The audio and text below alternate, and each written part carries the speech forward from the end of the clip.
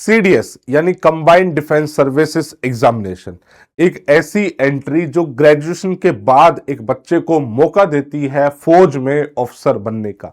इस एंट्री की खास बात यह है कि आप इसके थ्रू आर्मी, नेवी, एयरफोर्स तीनों ही फोर्सेस में जा सकते हो। Short service commission and permanent commission दोनों के ऑप्शन खासतौर से आर्मी में ये एंट्री ओपन करती है। आज मैं इस वीडियो में कंप्लीट डिटेल बताने वाला हूं कि भैया कैसे एग्जाम होता है, क्या क्या एलिजिबिलिटी कंडीशन है, कौन सी एकेडमी जाने के लिए क्या पढ़ना पड़ेगा, एसएसबी का प्रोसेस, मेडिकल, हर एक चीज को बारीकी में जानेंगे। आप इस वीडियो को अपने हर उस यार दोस्त के साथ शेयर करना जो भी ग्रेजुएशन कर रहा है या कर चुका है और फौज में ऑफिसर बनने का सपना देखता है। स्टेप बाय स्टेप प्रोसेस को जानते हैं। सबसे पहले तो जैसा कि मैंने बताया कि ये ग्रेजुएट लेवल एंट्री है। After graduation depending on your forces आपकी पर्टिकुलर एकेडमी में ट्रेनिंग होगी और जब आप ट्रेनिंग कंप्लीट कर लोगे तो आप इंडियन गवर्नमेंट में ग्रेड ए ऑफिसर के पद पे नियुक्त हो जाओगे। अगर आर्मी की बात करें तो आर्मी में जो पहली रैंक होती है दैट इज बच्चे लेफ्टिनेंट, एंड वहीं पे एयरफोर्स में बोलते हैं फ्लाइंग ऑफिसर, नेवी में बोलते हैं सब लेफ्टिनेंट। ये तीनों ही इक्विवेलेंट रैंक्स होती है। ग्रेड ऑफिसर आप पोस्ट होते हो। मैं इस पे भी आऊंगा कि भैया कौन सी एकेडमी की ट्रेनिंग कितने दिनों की है। सबसे पहले बात कर लेते हैं एलिजिबिलिटी कंडीशन की। तो दो टाइप की एलिजिबिलिटी कंडीशन होती है, एक एज स्पेसिफिक और एक एजुकेशन स्पेसिफिक। अच्छा, इसकी तैयारी की बात करें तो LWS बहुत बेहतरीन लेवल पे इसकी तैयारी कराता है डिफेंस मीनिया के साथ मिलकर। डिफेंस मीनिया और LWS दोनों बच्चे एक ही परिवार है। अगर आप कहीं भी जाके कोर्स खरीदोगे तो एक ही लोग पढ़ा रहे होंगे, सब कोर्स के प्राइस भी सेम होगा, सब कुछ सेम होगा। तो हम बहुत टाइम से बच्चों को ग्रेजुएशन लेवल पे गाइड करते हैं, खासतौर से सीडीएस एंड एफकेट में फ्रॉम डिफेंस मीनिया प्लेटफॉर्म। तो आपको किसी भी टाइप की कोई गाइडेंस चाहिए हो एग्जाम स्पेसिफिक तो आप वहां पे देख सकते हैं। ठीक है। अच्छा, एज की बात कर ले तो एज भी डिपेंड करता है कि भैया आप कौन सी एकेडमी जाने वाले हो। अगर आईएमए और आईएनए की बात करें, आईएमए का फुल फॉर्म होता है इंडियन मिलिट्री एकेडमी यानी आर्मी के लिए, आईएनए का होता है इंडियन नेवल एकेडमी यानी नेवी के लिए। तो भैया उसकी जो क्वालिफिकेशन है एज की तो वो है 19 से 24 साल। एएफए यानी एयरफोर्स एकेडमी उसकी है 20 से 24 साल। इसमें थोड़ी सी एक्सेप्शन भी है, अगर आपके पास पायलट लाइसेंस है तो 2 साल का और आपको एक्सेप्शन मिल जाता है। OTA that is officers training academy Chennai में लोकेटेड है। इसमें जो है 19 से 25 साल के लिए आप एलिजिबल हो। इसके अलावा ओटीए एक ऐसी एकेडमी है जहां पे मेन एंड वुमेन दोनों एलिजिबल है। इसके अलावा आईएमए, आईएनए, एएफए में यहाँ पे सिर्फ और सिर्फ मेन एलिजिबल है।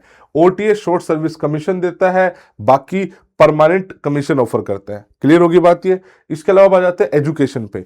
एजुकेशन पे अगर आप आर्मी में जाना चाहते हैं चाहे आईएम में जाओ चाहे भैया ओटीए जाओ तो कोई भी ग्रेजुएट आप हो सकते हो। आर्ट्स, कॉमर्स, साइंस किसी भी फील्ड से हो सकते हो, किसी भी उसमें ग्रेजुएशन की हो सकती है। सिर्फ ग्रेजुएशन की डिग्री मैटर करती है अगर आप आर्मी में जाना चाहते हो। वहीं पे अगर आप आईएनए जाना चाहते हो, नेवी जाना चाहते हो तो केवल और केवल इंजीनियर्स आर अलाउड। वहीं पे एयरफोर्स एकेडमी जाना चाहते हो तो भैया या तो आपके पास फिजिक्स एंड मैथमेटिक्स होनी चाहिए क्लास 11-12 में, या फिर आप इंजीनियर होने चाहिए। मैं हमेशा बोलता हूं जो बच्चा जैसे अभी 10th में है और एक फील्ड चूज करना चाहता है और डिफेंस में जाना चाहता है कि भैया नॉन मेडिकल साइंस आपको लेनी है। आप देख पा रहे हो कितना फर्क है। नॉन मेडिकल साइंस वाला बच्चा एनडीए में भी आर्मी और नेवी, आर्मी के अलावा नेवी और एयरफोर्स में भी एलिजिबल होता है, राइट। और वहीं पे आफ्टर 12th कोई बच्चा मुझसे पूछता है तो मैं सबको बोलता हूं हो सके तो बीटेक करो, बिकॉज बीटेक के लिए ऑप्शंस कंपेरेटिवली ज्यादा होते हैं फौज में।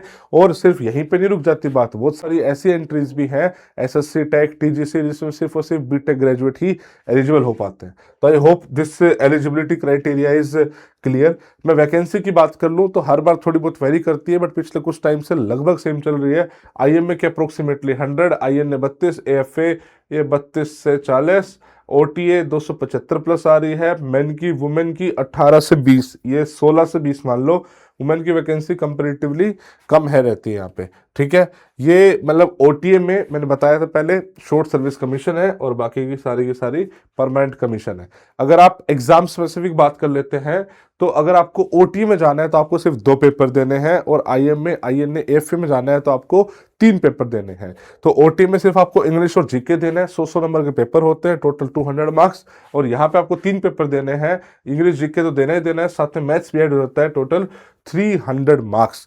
तीनों ही सब्जेक्ट में चाहिए, अच्छा यहाँ पे 2 में, यहाँ पे 3 में आपको सेक्शनली भी कट ऑफ क्लियर करनी होती है जो 20% है, और उसके बाद आपको एक ओवरऑल कट ऑफ भी क्लियर करनी होती है। तो सेक्शनली यानी आपको हर पेपर में एटलीस्ट 20% मार्क्स लाने पड़ेंगे, और उसके अलावा आपको ओवरऑल कट ऑफ भी क्लियर करनी पड़ेगी, इसलिए थोड़ा सा मुश्किल भी हो जाता है। अगर बात कर ले एग्जाम स्पेसिफिक, तो इंग्लिश का जो सिलेबस होता है, जो कॉम्पिटेटिव इंग्लिश का सिलेबस होता है बच्चे, वही सिलेबस होता है, जिससे वही रीडिंग कॉम्प्रिहेंशन, वोकैब, ग्रामर, ये सब आता है। इन सब चीज़ों को डिटेल में हम बहुत अच्छे से पढ़ाते हैं अपने कोर्सेज में, आप जाके देख सकते हैं।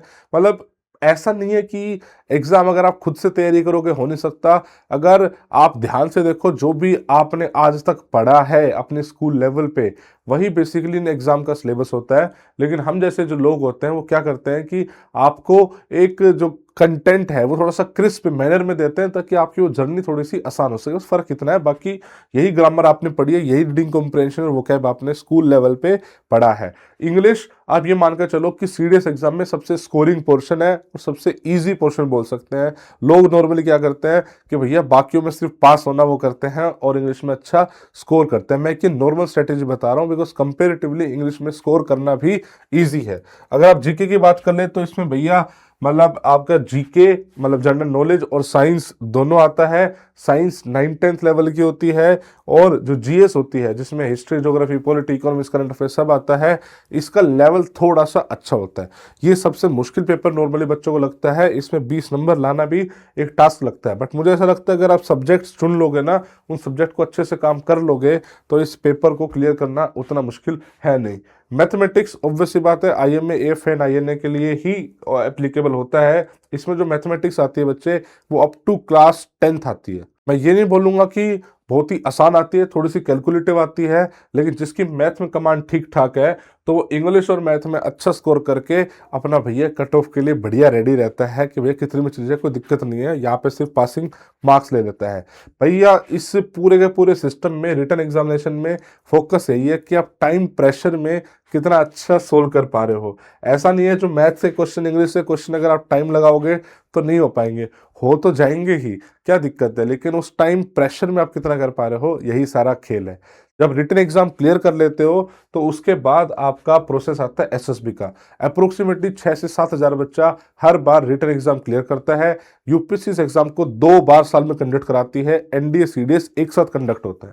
ठीक है, एसएसबी की बात कर ले तो एसएसबी में सबसे पहले स्टेज 1 आता है, जिसको डे 1 या स्क्रीनिंग डे भी बोल दिया जाता है, जिसमें आपका ओआर एंड पीपीडीटी होता है। उसमें अप्रोक्सीमेटली 75% बच्चा बाहर हो जाता है डे 1 पे ही, और जो बच जाता है 25% उसको 3 टेक्निक पे, that is psychology, GTO and interview, इन तीनों टेक्निक पे जज करा जाता है। और जो जज करने का पैरामीटर होता है, they are OLQs, that is officer like qualities.